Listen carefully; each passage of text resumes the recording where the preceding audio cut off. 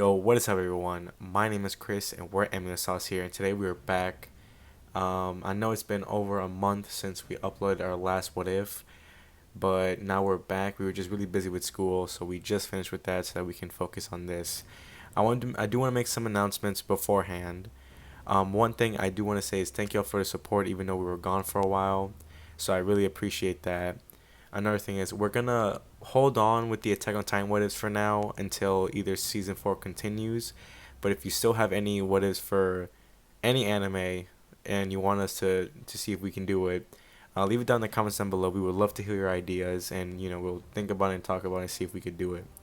Another thing, so right now I think we're only gonna do My Hero Academia and Dragon Ball Z what ifs for now, especially since season 5 for My Hero has started. One more thing, for our special what if for our 100 subscriber special, for the what if Goku travel to different universes, the way that was gonna work, it's gonna be a 10-part series where Goku would go to 10 different universes, and in that video, if you haven't checked it out, you should go check it out. We'll leave in the comments down below. We asked y'all what universe he would travel to next. That is still up for voting until we reach 200 subscribers. That's when we'll make a part 2, so that what if can continue. But if you want to put a vote on what anime verse he wants to go to, leave it down in the comment in that video or in this video, specifying what verse you want him to go to. So now we're gonna be close to the ending of this Dragon Ball Z what if on what if Piccolo was never born. I think the next part might be our finale. But yeah, so I really hope, and once again, thank y'all for all the support. We really appreciate it. And, I hope y'all are ready for this other part of What If Piccolo Was Never Born. So let's get back into it. Trunks and Mai gets ready to leave to the universe that was made for them and said bye to the others. Zeno is also there, and Goku would ask Whis if he can bring Zeno somewhere. Whis says sure, and they take Zeno to the first Zeno and think that future Zeno might be better off being with, the original timeline Zeno. Okay, so for this, we're just gonna say original Zeno is from this timeline, and then future Zeno is from the other timeline. Zeno is happy to see that Goku brought him a friend, and future Zeno is also happy that he now has a friend. Goku and Whis leave the two Zenos and head back to his world.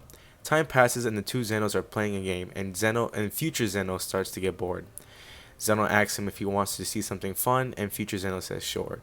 Zeno tells future Zeno about this tournament he saw, and says that it was really fun. Future Zeno seems excited and asks Zeno where they could see a tournament like that. Zeno says that he saw Goku participate in this tournament and that he could probably do another one. They ask the Grand Priest if he can bring Goku to them, and the Grand Priest brings Goku to both Zenos, and Goku asks why did they call him. Both Zeno asks Goku if he can do another tournament like the one he did last time against Universe 6. Goku says he's happy to do another tournament, but he wants to do a tournament against strong fighters from different universes. Both Zenos are happy to do a tournament like that, and the Grand Priest comes up with the rules. 3 fighters from each universe will fight one-on-one on a battle. Goku and Whis goes back to their world and starts to look for fighters to participate in the tournament.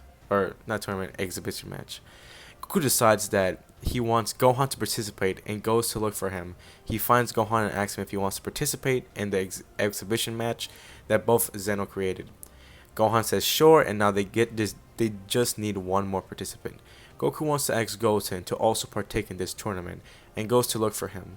Goku finds Goten and asks him if he'd like to fight in an exhibition match against fighters from different universes. Goten says sure, and now Universe 7 has their 3 participants for the exhibition match. Goku, Gohan, and Goten. Whis reports back to the Grand Priest and registers the Universe 7's team. Whis then goes to Goku and tells him that they have to wait for the other universes that they are participating to be ready. Time passes, the other universes are ready for the tournament. Goku, Gohan, Goten, Whis, Beerus, Supreme Kai, and Elder Kai go to Zeno's world and are taken to the arena by the Grand Priest where the other universes are waiting. The Grand Priest then explains the rules and shows that now there are 2 Omni Kings. One of the Supreme Kais from another universe then asks what the reward would be for the winners. The Grand Priest responds by saying that there will be no reward, and the point of all this is to show the appeal of martial arts to the Omni Kings. Although he also states that these matches aren't without consequences, and that if the Omni King feels like the fighters aren't up to the task, they may take drastic measures and exterminate the fighters or even their whole universe. With that said, the Grand Priest lets the exposition match begin and calls for the first two contestants to enter the ring. The first one enters is Basil, one of the three Wolf brothers from Universe 9. Goku sends in Goten to be the first one to fight. Universe 9 can't believe that they sent in a kid to fight and are super confident that they'll win this fight. Both fighters get ready and the fight begins. Basil decides to make the first move and attacks Goten, who is mainly focused on defense, to see what his opponent is capable of. Basil keeps attacking Goten with a barrage of punches and kicks. Goku then yells at Basil, telling him that he needs to do a little bit more than that to defeat Goten. Basil gets annoyed by this but decides to listen to Goku and stops holding back. He starts charging up a ki blast to end this fight and shoots it, and at first it seems like it killed Goten, but then all the smoke that was made by the blast gets cleared away. Immediately, when Goten transforms into a Super Saiyan, Basil and everyone else from Universe 9 is shocked that Goten survived, and it seemed that Goten wasn't even fazed by any of Basil's attack. Goten then quickly goes up to Basil, knees him right in the stomach, and gives him a strong uppercut. Goten charges up a Kamehameha, and Basil sees this and he charges his own attack. Basil quickly shoots at it, but then Goten shoots the Kamehameha to the ground and uses it as a boost. Goten then dodges Basil's attack and slams Basil into the ground, giving him the win. The other two fights go as similar in canon, only that it's much easier for Goku and Gohan, just because Goku and Gohan are way stronger in this universe. After the fight, Toppo then wants to fight the strongest fighter from Universe 7, and it's Gohan who steps up instead of Goku. Gohan prepares to fight Toppo, and Gohan senses that this fighter is strong, and he quickly powers up to Super Saiyan Blue, and he starts to fight Toppo. This fight is more intense than Goku versus Toppo. Gohan even has the upper hand against Toppo. Gohan powers up even more, but something happens. The blue aura seems stronger than usual, and Gohan is stronger than before. Gohan had reached the state of perfecting the Super Saiyan Blue transformation. The Grand Priest sees this and decides to stop the match, and then announces the Tournament of Power and that each universe has 40 hours to get a team ready. So Gohan would still be the team leader, and here's who the team consists of: Gohan, Goku, Goten, Vegeta, Trunks, Krillin, Android 18, Android 17, Nappa, and Tien. So there won't be any Frieza or Piccolo, because Piccolo doesn't exist and they don't need to resurrect Frieza. And Yamcha will sit this one out just because he's the weakest out of them all. You see in this universe, in this different timeline, everyone is much stronger and has been training the entire time. Gohan wants to make sure that their universe will win. He gets the idea that they should train in the hyperbolic time chamber since they spend less time finding their candidates, that they have more time to train. The only problem is that there wouldn't be enough food, but then Trunks said that they could just buy food since Capsule Corp is so rich. Then Bulma bought the food for them and the problem was solved. Everyone went in there, including Beerus, Whis, and Elder Kai, so they all trained. Whis was the one training all the Saiyans and tried to get Trunks, Nappa, and Goten to get Super Saiyan God. Everyone else fought with Beerus, but then they had to stay in the Kaioken transformation as long as possible, even 18 and 17 learned how to use the Kaioken. They used that entire year of training to get as strong as possible. During their training, Tien was kind of worried because he thought of him and Yamcha. If him and Yamcha were in a tight spot, they could fuse to be more of use, but without Yamcha, he can't fuse.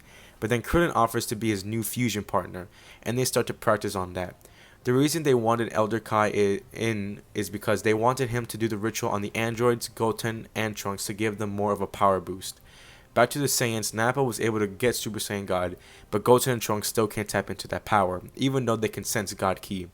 They even practice a bit on their fusion. Gohan is trying to help Vegeta and Goku to perfect Super Saiyan Blue. So throughout this entire time training, this is how it's going. Both the androids are consistently sparring. Tien and Krillin are practicing their fusion and staying on Mystic form as their base form, as well as fighting Beerus. Nappa, Goten, and Trunks are sparring with Whis, and finally Gohan is trying to help Goku and Vegeta to perfect Super Saiyan Blue. After the year has passed, they get out of the chamber stronger than ever. Yamcha is impressed by how strong Krillin and Tien have gone, and he is now way lower than both of them in strength. They have around 10 hours left, and they decide what to do. Goku and Goten decide to rest before the big fight. Vegeta and Trunks are going to train in the gravity chamber. The humans and androids decide to keep training together, and it's just Gohan and Nappa at the lookout. Gohan looks concerned and worried, and Nappa asks Gohan what's wrong, and Gohan asks him if they're gonna win this tournament. Nappa gives off one of his cocky replies, but it doesn't seem to change Gohan's mood. Nappa then sits next to Gohan and tries to ease his worries. Nappa and Gohan's bond is similar to how Piccolo and Gohan's would be, and then Gohan then talks about how back when he was little, he was training fiercely with him and Vegeta, and that changed a lot for him. You see, throughout this whole what if, Gohan was the person that everyone looked up to, or everyone like hoped that he would be, because Gohan was the one that killed Frieza, that he killed Cell, and he was even the first one to go Super Saiyan 1, 2, and 3. And you know, he's a hybrid Saiyan. He has a human side and a Saiyan side. His human side starts to kick in and during before the tournament of power, because he has a family that he needs to protect, and he doesn't want to fail them because he doesn't want them to die. He feels like all the pressure is always on him, and he didn't hate it, but now this tournament could change everything that they worked so hard for. Nappa gives him a pat on the back, telling him not to worry because they have Gohan as a leader. This gives Gohan a smile, and they do a little sparring match similar to how it was when they first met. Alright guys, that's where we're going to end part 17. I believe part 18, the next part, will be the finale of this what if. So yeah, I hope you enjoyed. If you have any, any ideas for any Dragon Ball, My Hero, Naruto, One Piece, any anime, shonen anime, or any anime, what if, you can leave it down in the comments down below. Thank you so much for watching. Thank you for all the support. And you know what? We'll see y'all in the next video. Thanks for watching.